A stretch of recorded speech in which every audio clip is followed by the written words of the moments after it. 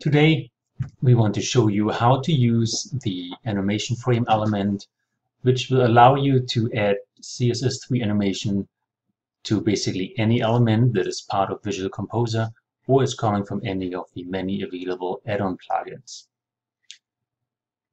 In order to use the animation frame, you need to add the element first, which you will find under VCE extensions in your listing of available elements. Once you add the element, the setting panel will open, asking you to make some basic selections. The first and most important one, of course, is to select the type of animation you want to apply. We've got a listing of almost 70 different animations. Just select the one you like. And as you noticed, you will get a little preview. If you missed it, just move your mouse over the element here and the animation will run again. The next thing is to define how long the animation is supposed to last. You can also define a delay for the animation, which is useful if you want to time multiple animations to run after each other. More about that in a minute. The Viewport Trigger option lets you decide whether the animation should run once the element comes into browser view or if it should run immediately once the page is loading. You can also define how often the animation should be repeated. By default, the animation runs just once and that's it. But if you want to repeat it a couple times, you can set a number up to 25 repeats. If for whatever reason you like the animation to run indefinitely, you can use this option, infinite repeats. Once you turn it on, you will notice the option to select a set number of repeats will disappear. And lastly, you will define or have the option to define if the animation should run on mobile devices. By default, that is disabled, and it's also recommended to leave it that way. But if for whatever reason you feel the animation is so important, you can of course turn it on at any time. Once you made all your selections, hit Save Changes, and you're ready to add elements to it. Because as you will see, the animation frame itself, just as the name basically implies, is just a container element similar to a row or column. You have to add an element to it that will be animated. Before we do that, please notice down here you have a quick summary of all the settings you just made. So you don't have to go back to the settings each time just to remember what selections you made for this particular element. In order to add an element to be animated, we do this just like with any row or column in Visual Composer.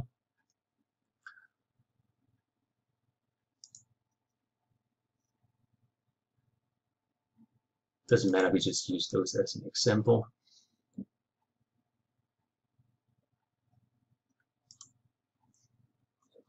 Text block.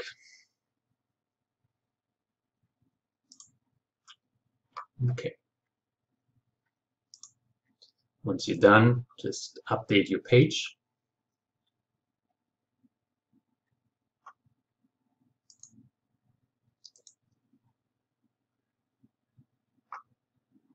And your animation is ready to go. As you just noticed, all elements you added to the animation frame will be animated at the same time. If, for example, you want that info box animated differently or before the text block, you will need to use a second animation frame, which we will add real quick. Let's pick a different animation. And this time we want the second animation frame to run after this animation frame. Since we said that this animation will last 2 seconds or 2000 milliseconds, we will use that as a delay for this one. So it will run 2 seconds later.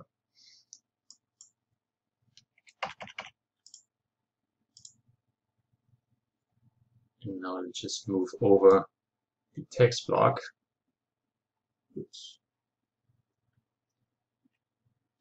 As you can see, not so easy. Now we get 2 animation frames on the page.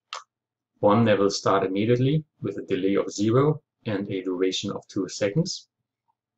And a second frame, same duration, 2 seconds, but with a delay of 2 seconds.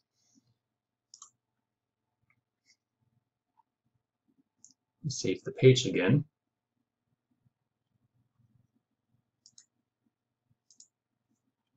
And now the animations will run after each other, as you just noticed. And you can do that with as many animation frames as you want to use on that page.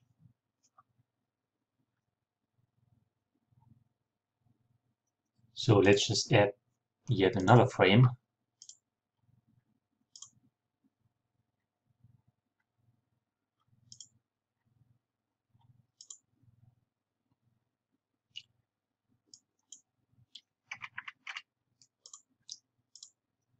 So we have 2 other animation frames already, each with a duration of 2 seconds. So we will add a 4-second delay to this one. And we like this effect to repeat it 1 more times for a total of 2.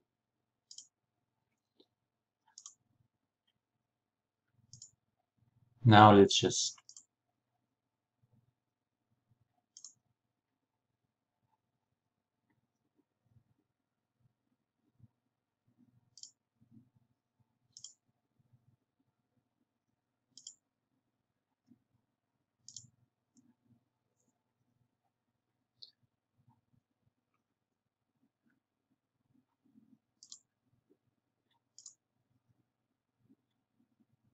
and again, all the effects are running after each other.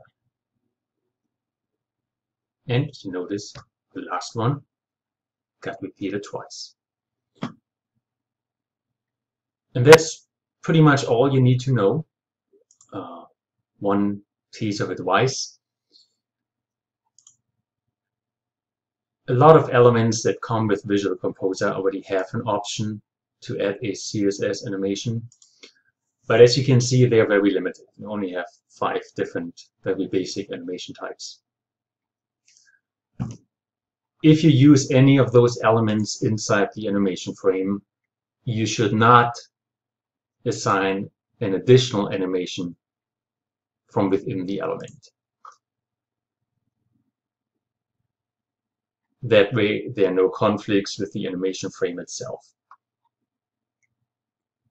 If, for whatever reason, you like those default animations, the animation frame includes the exact same animations as well. Or, of course, just don't use the animation frame and use the element itself. To make it easy, you can also quickly disable an animation. Okay, always see animation active false. Those 2 are true. If you save the page again,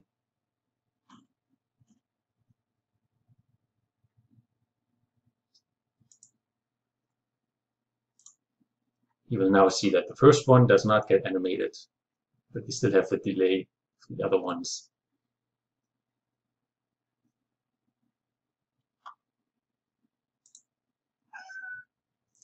And that is all for the animation frame. Thank you for watching.